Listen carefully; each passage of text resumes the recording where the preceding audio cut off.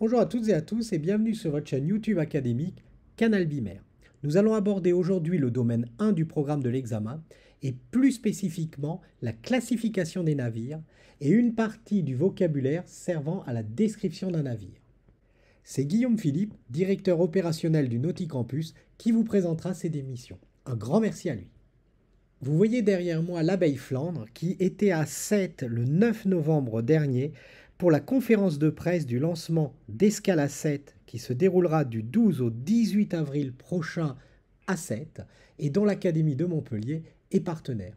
Encore merci aux organisateurs d'Escale à Sète de nous avoir conviés et à l'abeille Flandre de nous avoir accueillis à bord. Très bonne émission à toutes et à tous. Bonjour à tous. Nous allons aujourd'hui aborder la classification des navires avant de passer au vocabulaire lié aux caractéristiques et aux dimensions de ces navires. La définition d'un navire, c'est un engin flottant construit et équipé pour la navigation maritime, de commerce, de pêche ou de plaisance, destiné à la navigation en mer. On parle aussi de bateau ou de bâtiment. La traduction en anglais, ship. Un bateau, c'est un ship.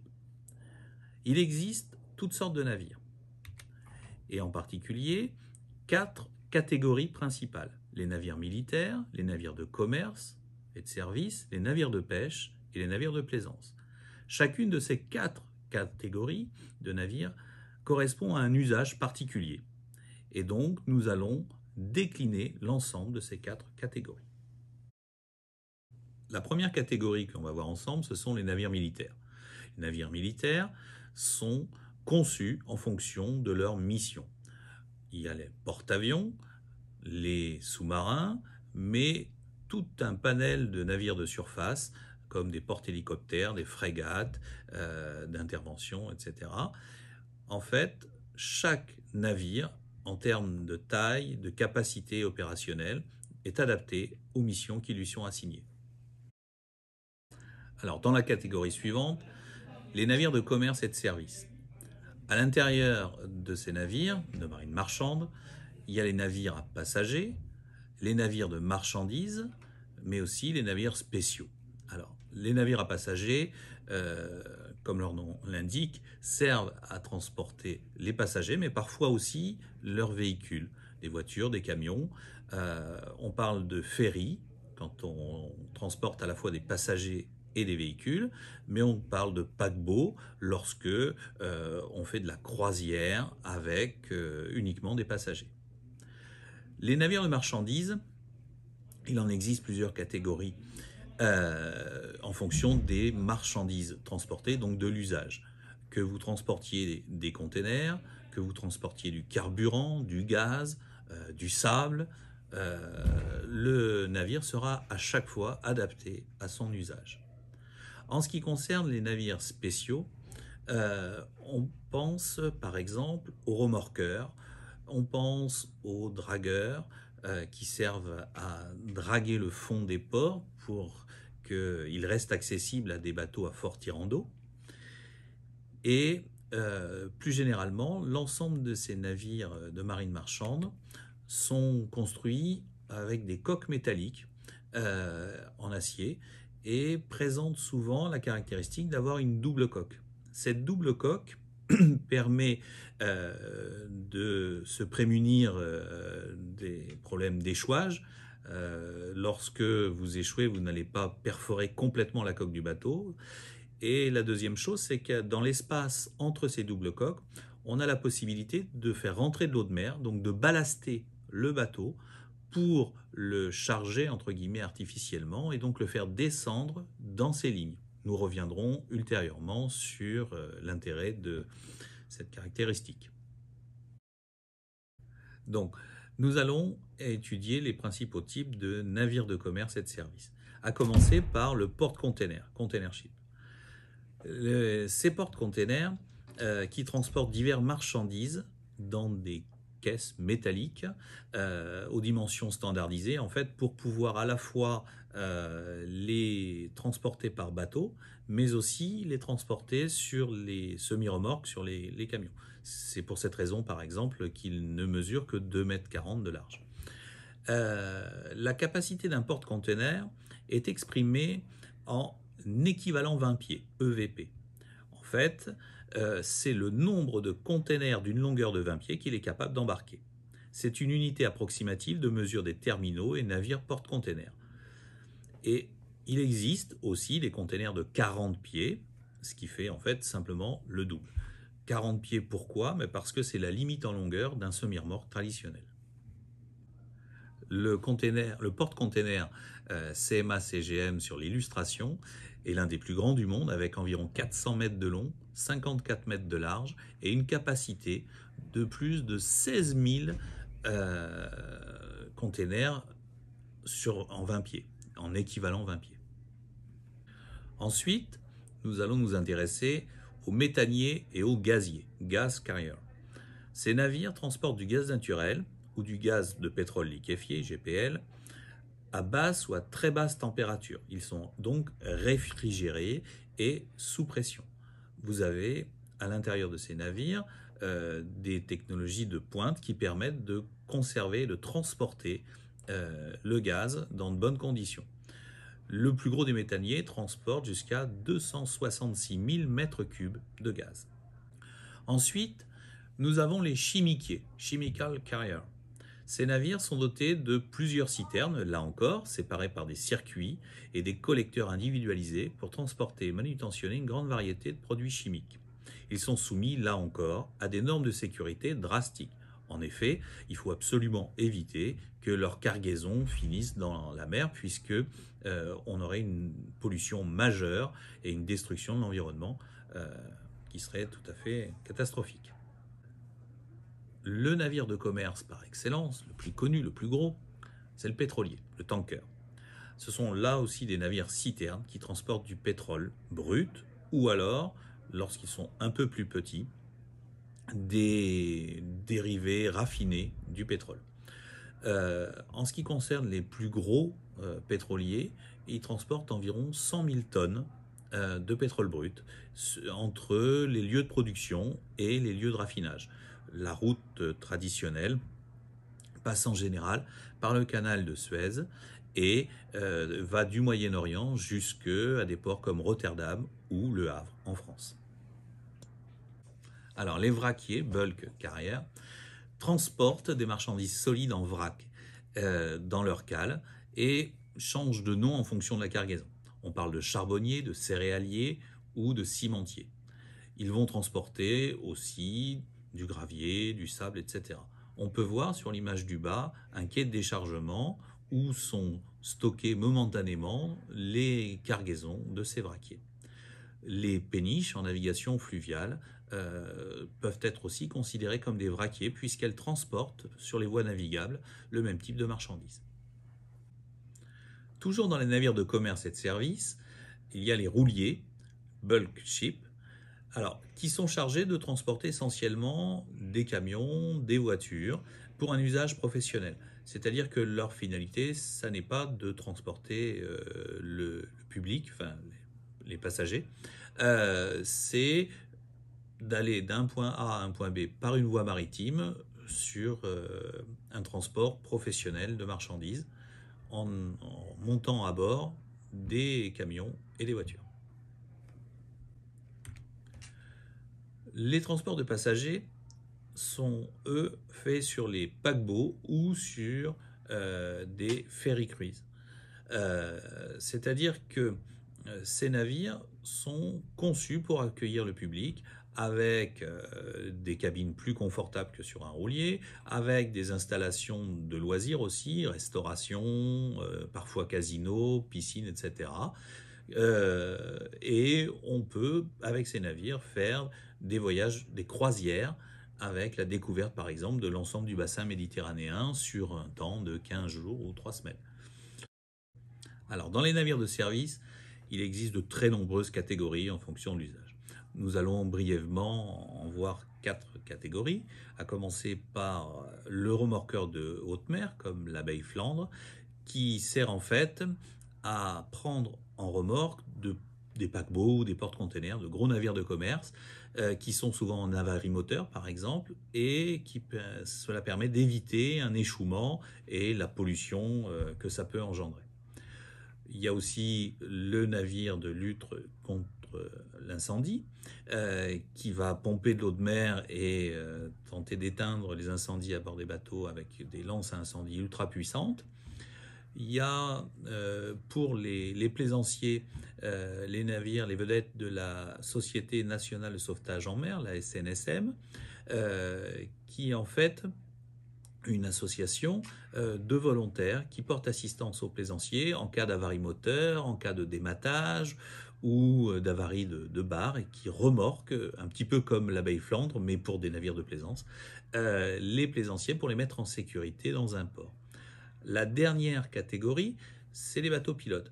Le bateau pilote a pour vocation de transporter un pilote qui va aller prendre les commandes d'un gros navire et prendre la responsabilité de rentrer ce gros navire, ce porte-container par exemple, dans le port. Lorsqu'un porte-container se présente devant le port du Havre, il y a aussitôt le bateau pilote qui transporte un officier de marine marchande expérimenté qui va prendre la responsabilité de la manœuvre et de l'accostage. Nous allons maintenant passer aux navires de pêche. Les navires de pêche sont plus ou moins gros en fonction de la pêche pratiquée, mais aussi s'ils pratiquent de la pêche côtière, ce qu'on appelle la petite pêche, ou de la pêche au large en haute mer. Notamment les thoniers qui vont parfois très loin chercher du poisson. À Sète, il y a des thoniers qui vont jusque dans l'océan Indien pêcher le thon. Le chalutier, lui, est un bateau de pêche qui va pêcher sur le plateau continental jusqu'à peu près une centaine de mètres de profondeur, en traînant un chalut qui récupérera les différentes variétés de poissons qui sont au fond.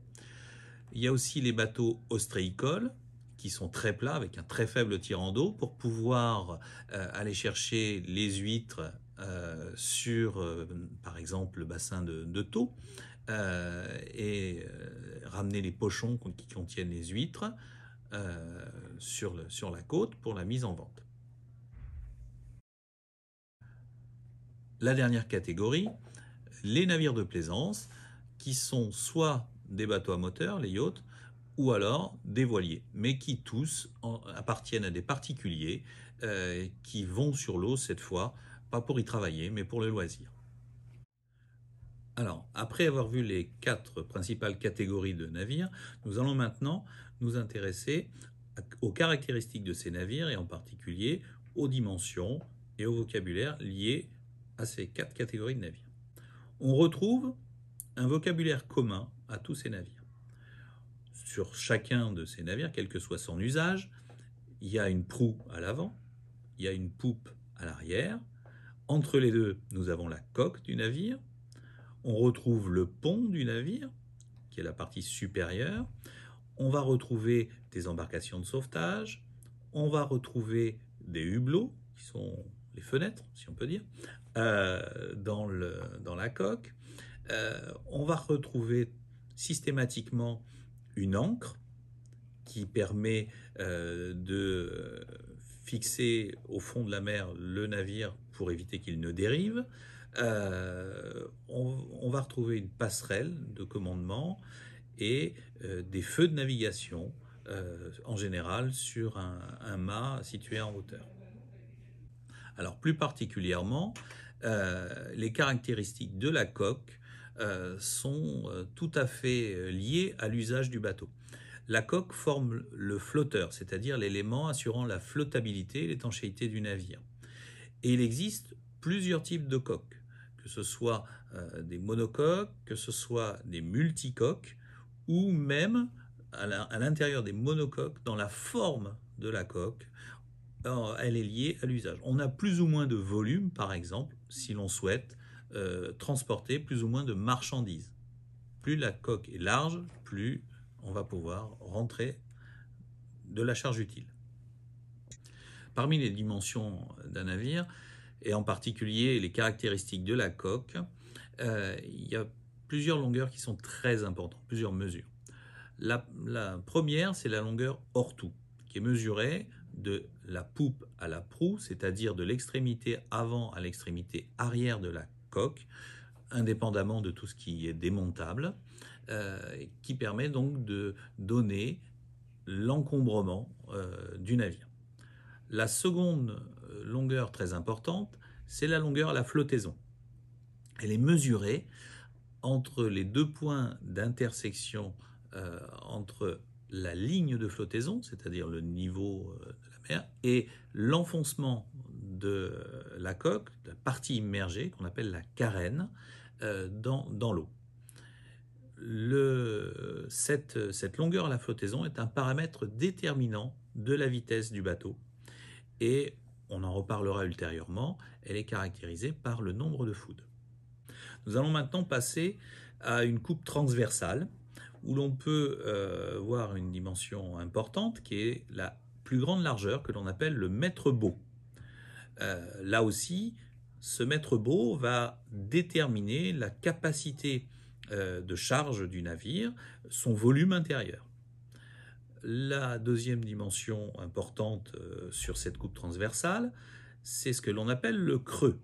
Alors, le creux, c'est l'addition du tirant d'eau et du franc-bord, c'est-à-dire la partie émergée.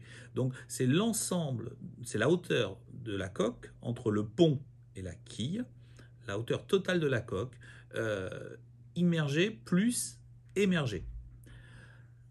La partie de la carène, donc la partie de la coque qui s'enfonce dans l'eau, détermine le tirant d'eau, c'est-à-dire la profondeur d'eau dont le navire a besoin pour flotter.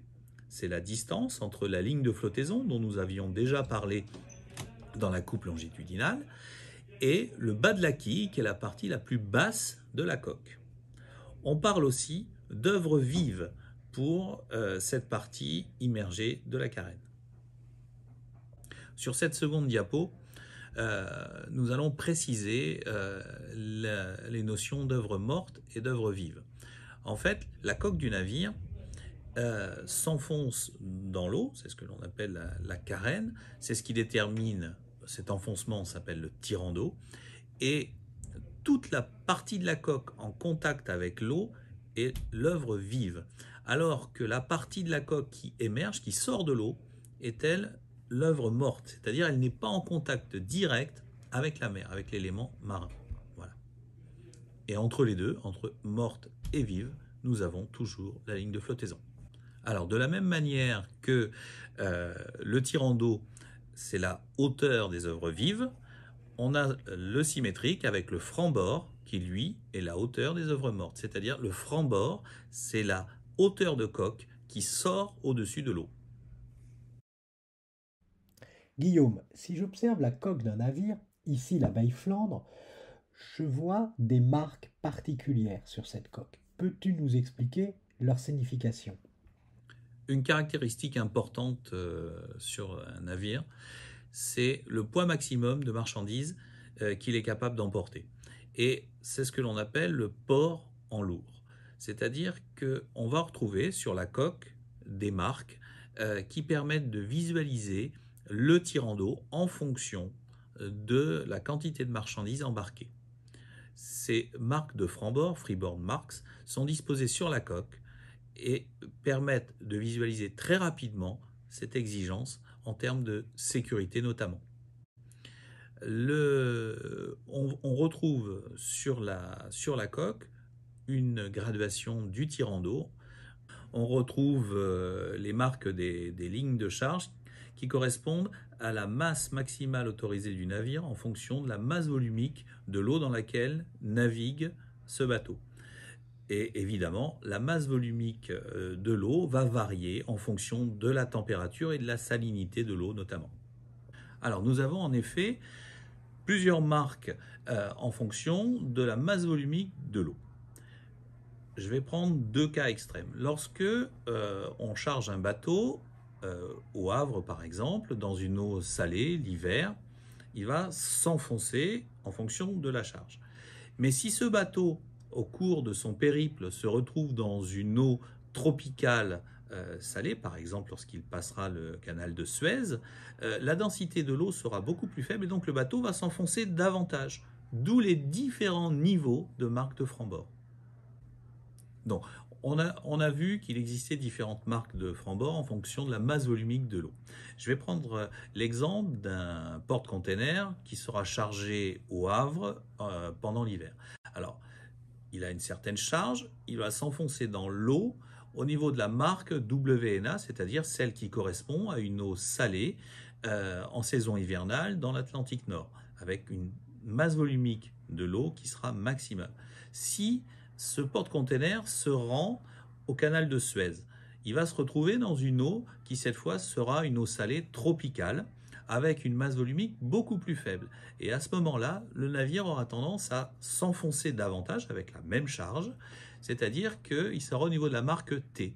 Et ça peut être une problématique pour l'équipage de ce porte-container, puisque à ce moment-là, le tirant d'eau du bateau a varié, et donc il faut s'assurer que ce tirant d'eau n'excède pas la capacité du canal et ne va pas gêner le passage du porte-container à l'intérieur du canal de Suez. Donc j'insiste bien sur le fait que ces marques de franc-bord sont déterminées dès la conception du navire, c'est-à-dire que c'est l'architecte naval qui détermine, en fonction de la forme de la carène, la capacité de charge que peut accepter cette carène en fonction de la masse volumique de l'eau dans laquelle il se trouve. Si on a un bateau chargé au Havre en hiver, il pourra se charger jusqu'à ce que la ligne de flottaison soit au niveau WNA. Et s'il respecte ça, il est certain que lorsqu'il sera dans une eau salée tropicale, cette même ligne de flottaison se retrouvera au niveau T, tropical. Si par contre, au Havre, il avait davantage chargé le navire, et donc qu'il s'était enfoncé au-delà de la ligne prescrite par l'architecte, il prendrait le risque d'avoir un tirant d'eau trop important au niveau du canal de Suez notamment. Pour finir sur les marques de franc-bord, je vais vous parler du disque de Plimsoll. Alors c'est le rond avec la barre BV au centre qui en fait matérialise la ligne de flottaison en eau salée en saison estivale. C'est un élément important de sécurité, notamment lorsque l'on effectue du transport de passagers, où là il est plus difficile de maîtriser la masse embarquée. Et avant de prendre la mer, l'équipage doit s'assurer qu'en aucun cas cette ligne BV au centre du disque n'est immergée. Elle doit toujours être au-dessus ou au pire au niveau de la ligne de flottaison. Alors pour terminer, nous allons voir la notion de déplacement. Le déplacement d'un navire, c'est le poids de l'eau équivalent au volume immergé de la coque. Dans le langage du physicien, c'est donc l'intensité d'une force qui correspond ici au poids du volume d'eau déplacé. Pour flotter, le bateau va déplacer de l'eau pour se positionner. Évidemment, ce déplacement peut varier en fonction de la quantité de marchandises qui sera embarquée à bord. Plus vous allez embarquer de marchandises, plus le déplacement du bateau va augmenter puisqu'il va lui-même s'enfoncer dans l'eau et donc déplacer plus d'eau. Donc pour finir cette vidéo, nous allons passer un certain nombre de questions qui sont tout à fait dans l'esprit du QCM de l'examen de fin d'année du brevet d'initiation à la mer. Question numéro 1. What is this type of ship called? A. This is a ship. This ship is a ferry. B. It's a pleasure vessel. C. This is merchant marine vessel in a container port. D. The boat in the photo is an oil tanker. La bonne réponse est la réponse C. The merchant marine vessel is a container port. C'est un porte-container. Question numéro 2. Quelle est la principale mission de ce navire, l'Abeille Bourbon? A. La pêche en haute mer. B. Le remorquage et l'assistance aux autres navires. C. La surveillance des frontières maritimes. D. la pose de câbles sous-marins. La bonne réponse est la réponse B, le remorquage et l'assistance aux autres navires. Question numéro 3. Les œuvres vives d'un navire, c'est quoi? A, la partie avant du navire qui fend les vagues et la mer. B, les aménagements intérieurs. C, la portion de coque entre la ligne de flottaison et le pont. D, la portion de coque entre la ligne de flottaison et le point le plus bas du navire. La réponse est bien évidemment la réponse D, la portion de coque entre la ligne de flottaison et le point le plus bas du navire, c'est-à-dire la quille. Et pour finir, des exemples de questions qui sont tombées l'an dernier au brevet d'initiation à la mer. Le navire sur l'image ci-dessous est un porte-container, un vraquier, un paquebot ou un pétrolier? C'est un porte-container. Which type of boat is this? It's a refrigerated, it's a bulk carrier, it's a ferry, it's an LNG, c'est-à-dire liquefied natural gas. La bonne réponse, c'est un bulk carrier, c'est un vraquier. Les navires marchands sont à ce jour majoritairement construits en bois, aluminium, acier ou composite. Alors les navires marchands sont en général construits en acier. Quelle est la fonction principale d'un transborder? Transporter des marchandises en vrac, transporter des produits pétroliers en cuve, transporter des véhicules et des passagers, transporter des passagers pour une croisière. Le transborder est un bateau qui transporte des véhicules et des passagers sur des courtes distances. Donc c'est la troisième réponse qui est valable.